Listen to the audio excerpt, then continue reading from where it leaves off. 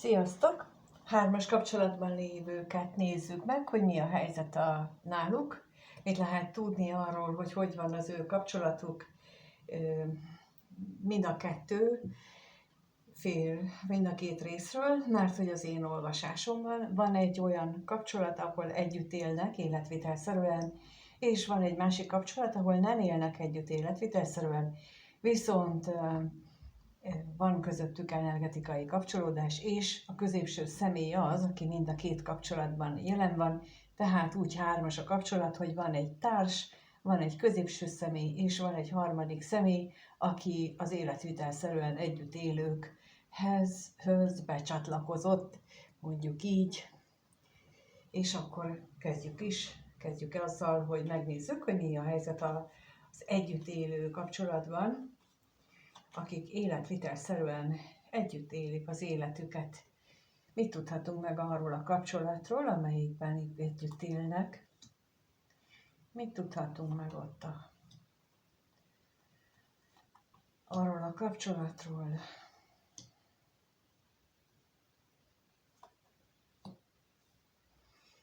Úgy tűnik, hogy a kapcsolat nehézségei azok a kommunikációban is megjelennek. Egyeseknél úgy jelenik meg, hogy nincs kommunikáció, szinte egyáltalán. Másoknál viszont úgy jelenik meg, hogy állandó vita van a pénz miatt, és láthatóan nagy a gondolkodás, hogy akkor mi legyen. Szóba kerül egyfajta eltávolodásnak mondanám, nem a vállásra inkább, hanem hogy egy még inkább eltávolodás, tehát hogy valami más, mint ami most van. Tehát úgy látszik, hogy ez egy ilyen kapcsolat, ahol nagyon-nagyon nem kellemes a légkör. Na megnézzük, mi az ellenség, mit tudhatunk meg itt az egyéb körülményekről.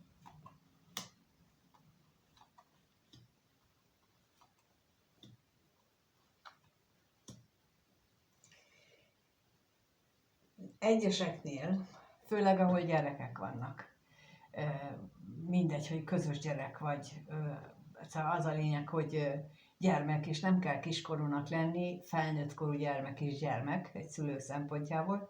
Szóval főleg ahol gyermekek vannak a képben, ott az önállítás van, hogy abban bíznak, hogy majd akkor így a gyermekek kedvéért a gyermekek valamit tudnak segíteni ezen a kapcsolaton, és figyelmébe ajánlom mindenkinek, aki így gondolja, hogy főleg ahol fiatalkorú, de a felnőtt korúakat is, hogy a saját döntési felelősségünket nem lehet áthárítani egy másik személyre, különösen nem a gyermekünkre.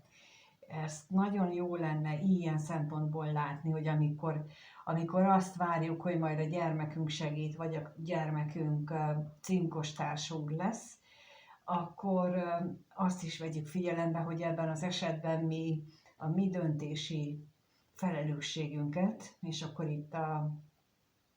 itt fontos, hogy ez a felelősségvállalás, a valódi felelősségvállalás, hogy mi vállaljuk az életünkért a felelősséget, és nem kérünk ebben külső segítséget, meg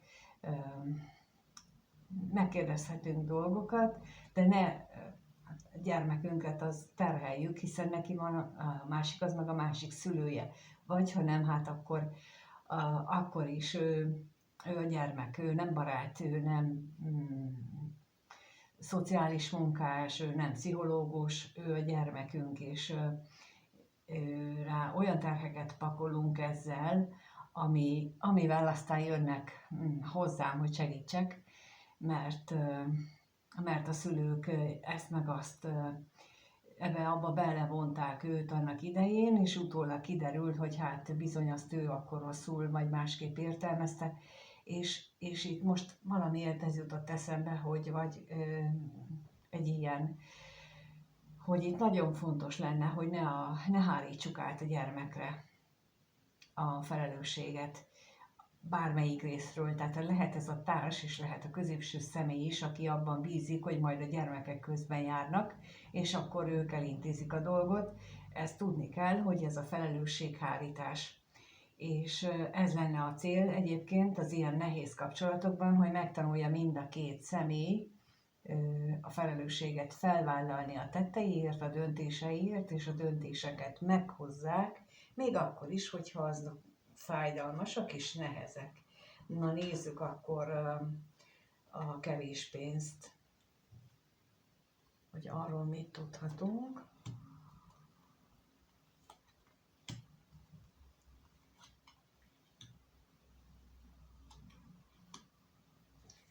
Lehetséges, hogy itt, mint ahogy mondtam, hogy egyes esetekben a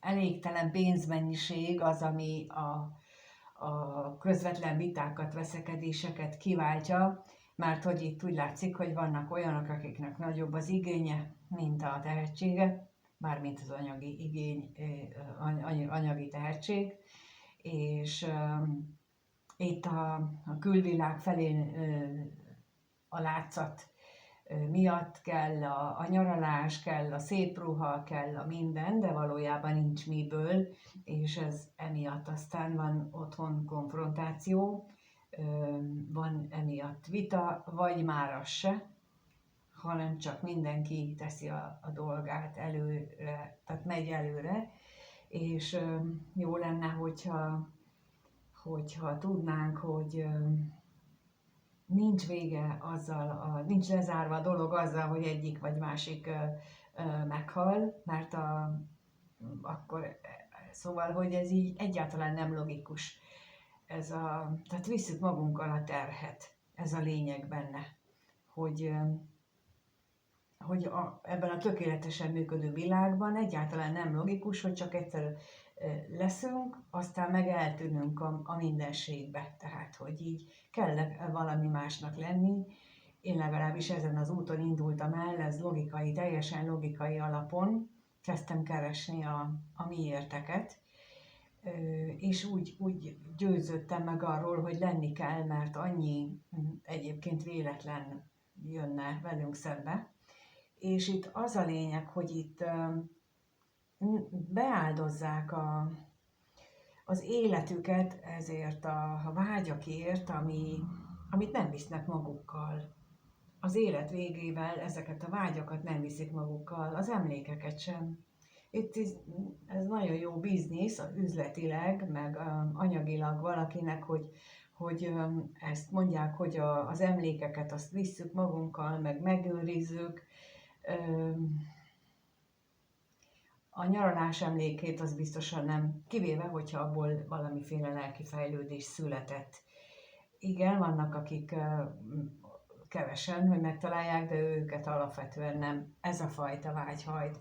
Úgyhogy itt, aki ilyesmire, megint itt a hárítás jön valahogy, itt nagyon ezt érzem ebbe a kapcsolatba, hogy megpróbálnak másra hárítani, itt áldozatszerepet felvenni, úgy gondolom mind a ketten a másikról mutogatnak, mind a ketten a környezetre mutogatnak, mind a ketten úgy élik meg, hogy valaki más a hibás azért, mert az ő életük ilyen nyomorúságos, pedig én nem annak látom elvileg, csak az energiából érzem azt, hogy itt annyira hárítanak, és még megnézzük ezt a bírót, hogy ez a bíró mit akar itt.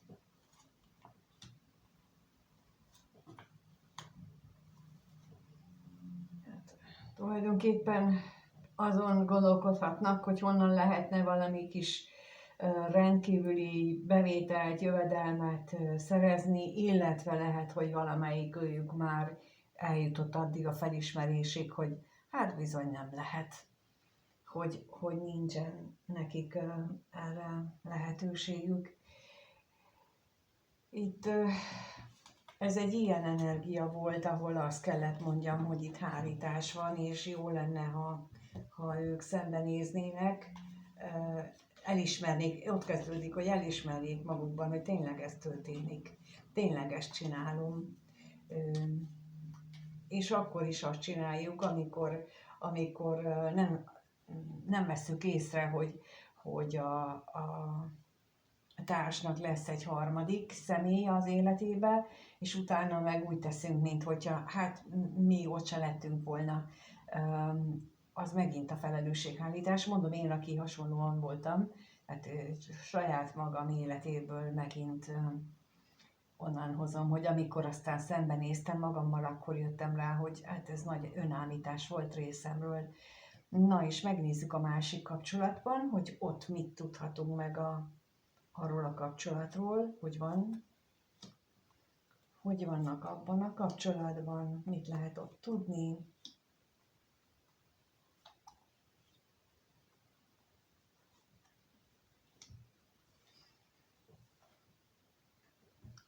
Itt kevésbé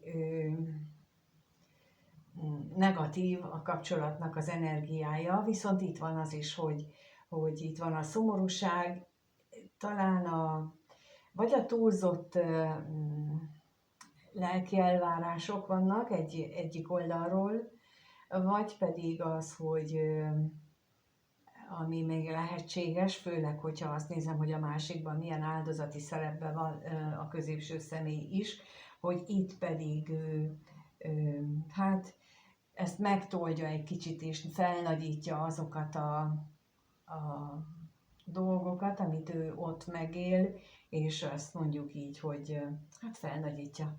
Hát nem azt akarom mondani, hogy hazudik ezzel kapcsolatosan, mert nem szándékosan hazudik, csak felnagyítja az őt ért sérelmeket, és ez az, amivel aztán hat a társára, és megnézzük ezt az utazást, mert hogy akkor ennek van valami következménye.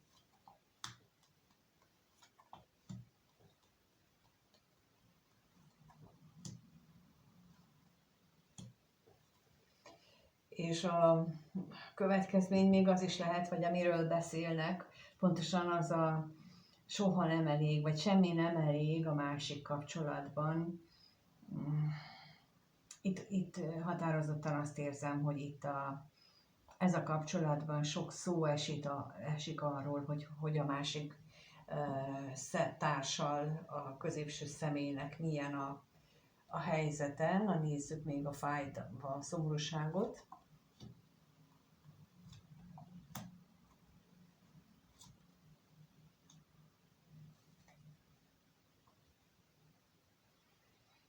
Itt láthatóan reménykedik ő egyfajta megújulásban, a kettejük kapcsolatának a megújulásában, de a megújulás alapját lehet, hogy a szenvedélyre alapozza. És amikor a középső személy mondjuk nem adja újra és újra tudtunkra azt, hogy érzelmileg hogy kapcsolódik, akkor nem feltétlenül hasznos az, hogyha belelátjuk az érzelmeket ebbe a kapcsolatba, még ha itt a videóban mondjuk erről szó esik, akkor sem, mert hogy nem elégséges az, hogy sejtjük, hogy neki vannak érzései, hogyha a másik személy erről abszolút nem beszél és nem úgy viselkedik.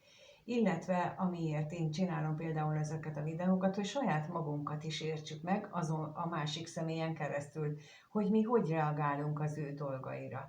Például itt így a harmadik személynél, amikor nyilvánvalóan figyelmen kívül hagyja a mi kérésünket, és akkor mi még mindig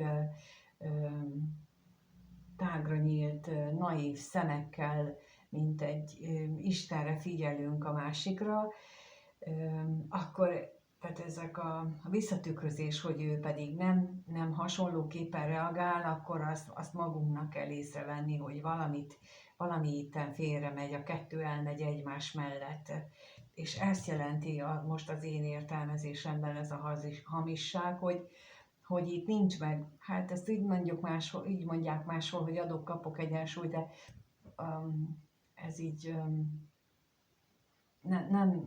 nem úgy kell érteni ezt, hogy patika mérlegen kimérem, hanem hogyha én ilyen nagyon nyitott szívvel, nagy szeretettel vagyok a másik iránt, és az ő részéről mondjuk nincsen hasonló válasz, akkor bizony itt a hamisság, tehát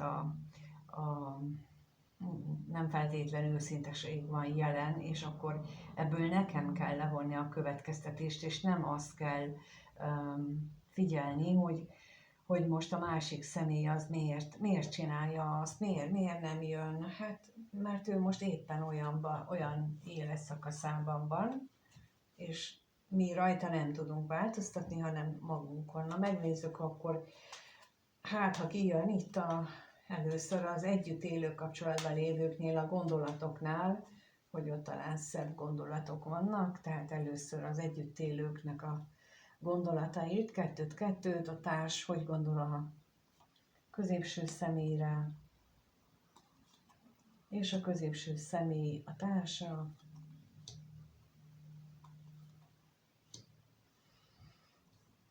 Hát a társnál az látszik, hogy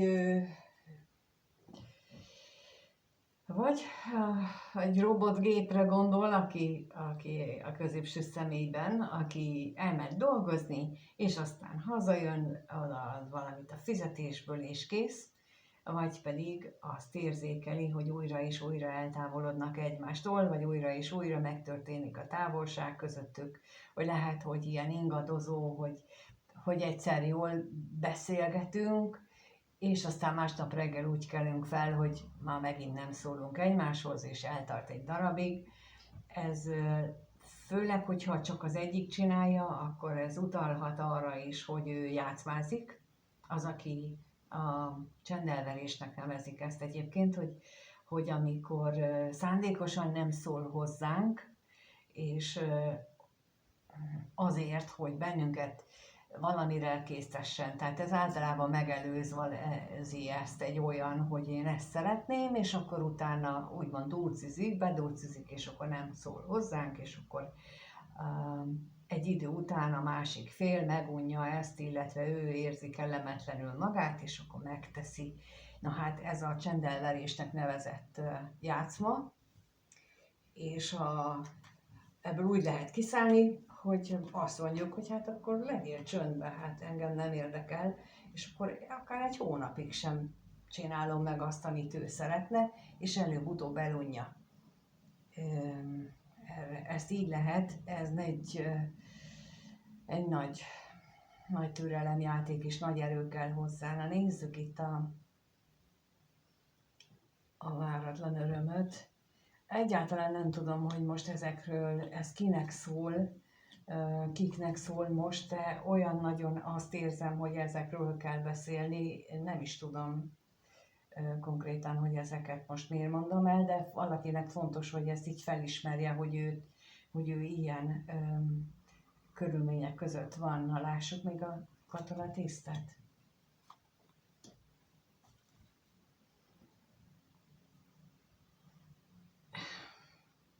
Itt azt mutatják a lapok, hogy itt a társ az,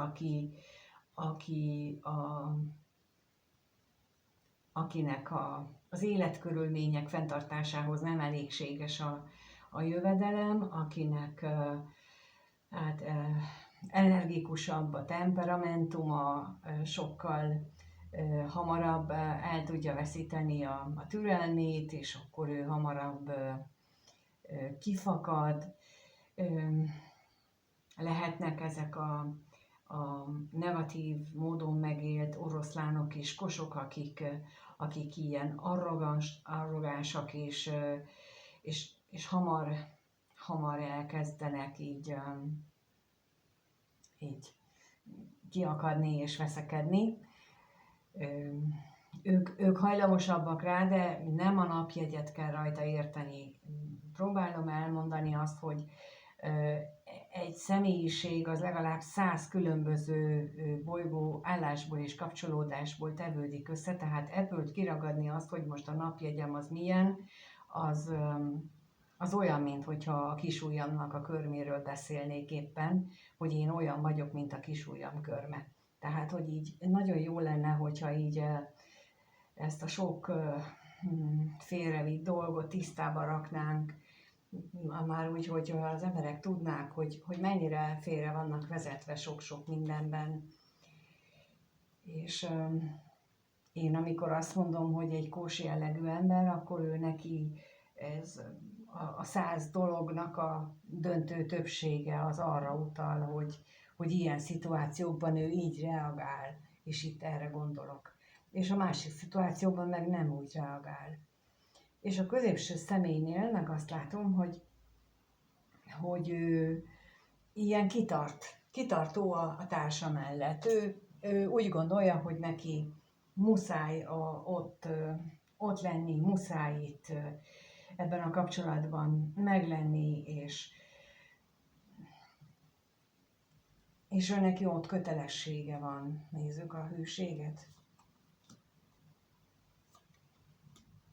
És a levelet.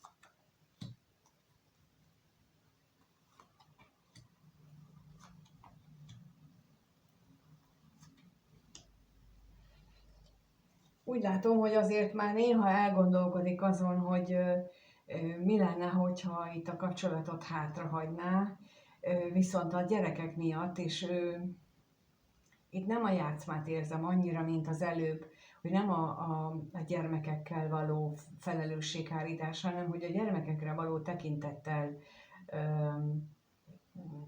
van ez, hogy mármint, hogy például a gyermekei anyja, vagy hogy ő gondoskod, vagy ő fontos a gyermekeknek, vagy ahol nincsen a gyermek, akkor pedig valami olyan dolog, ami kettejüknek egy közös szüleménye.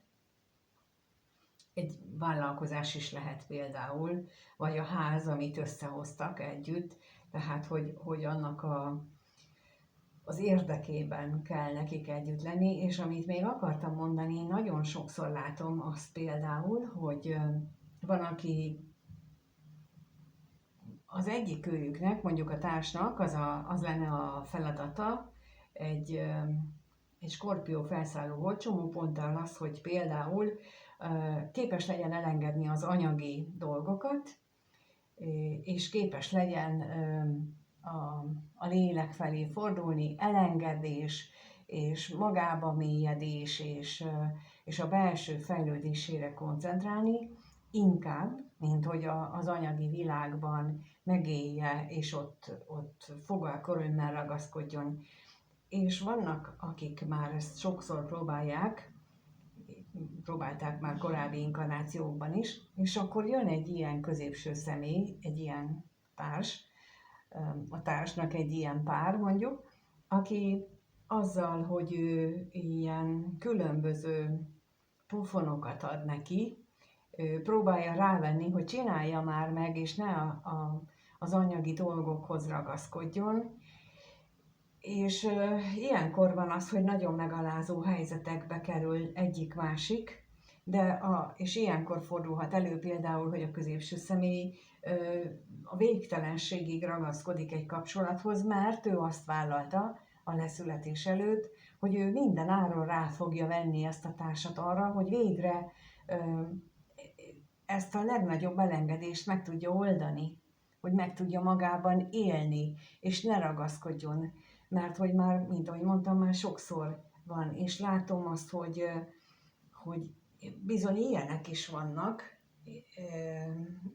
és hogyha magyarázatot akarunk keresni arra, hogy vannak ezek a nagyon nehéz sorsok, ha ilyen nagy szemszögből nézzük az egészet, és nem csak ezt az egy életet veszük figyelembe, hanem többet is, akkor értjük meg igazából ezt, hogy ez nem önállóan van így, hanem ott neki kellene változtatnia az életén. És most itt nagyon ezt érzem,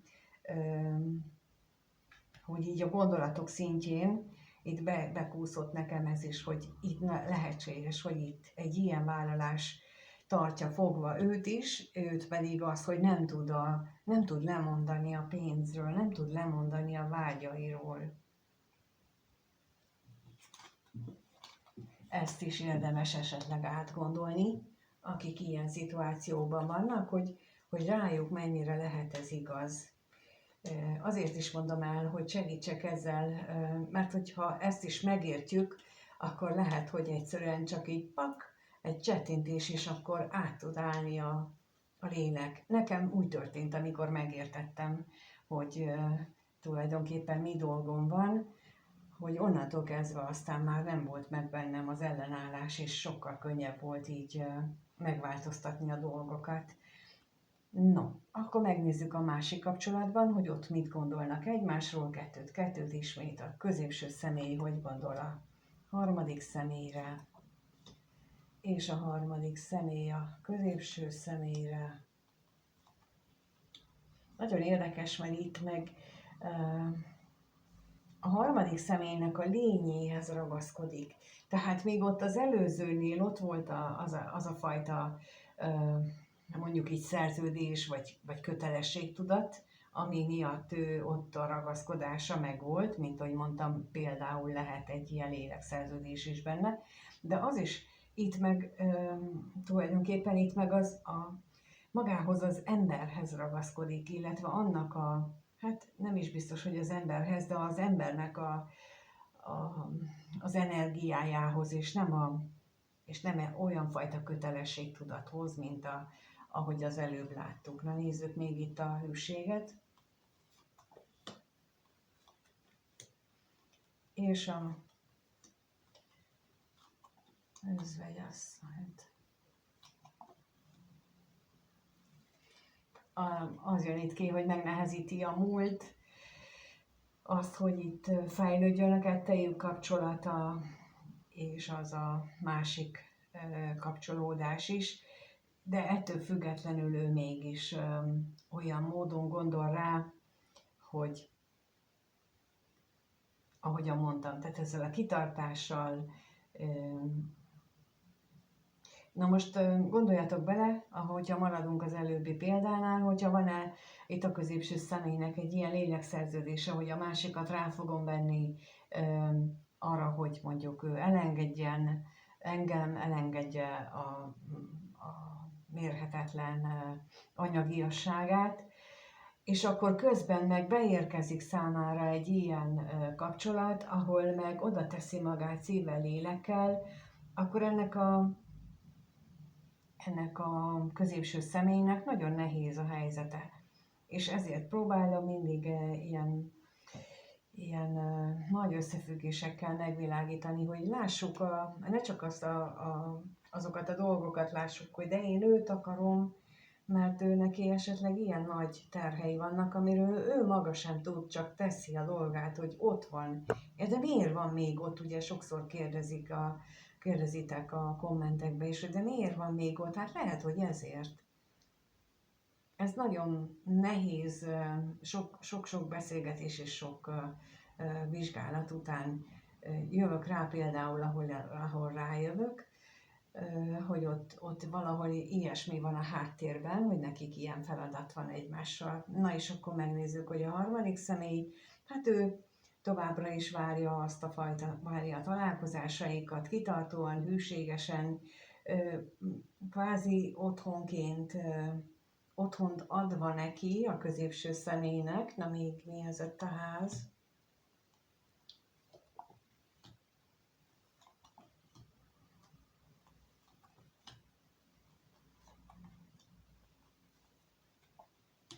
Ugyanakkor hiába is adja ezt, és hiába is így gondolja ezt az egészet, azt éli meg, hogy azt a félelmet éli meg, és azt a bizonytalanságot, hogy de hát ha ez kevés, hát ha nem lesz ebből így sem semmi.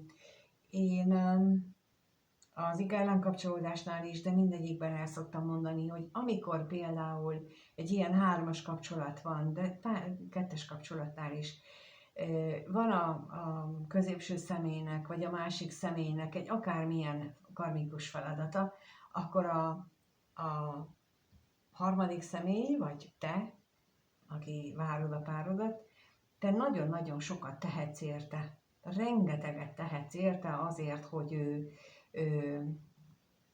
felszabaduljon. És bizony a teher alól, ahol éppen van. És bizony nem úgy, ahogyan a te logikád gondolja. Mert a mindenségben egészen másképp vannak az összefüggések, és ezeket a kapcsolatokat is csak abból a perspektívából lehet nézni, arról lehet rátekinteni, és úgy lehet meglátni. És ehhez bizony magas rezgésszint kell, hogy az ember ki tudjon lépni a földi gondolkodásból, és egy másik szintű gondolkodásba léphessen.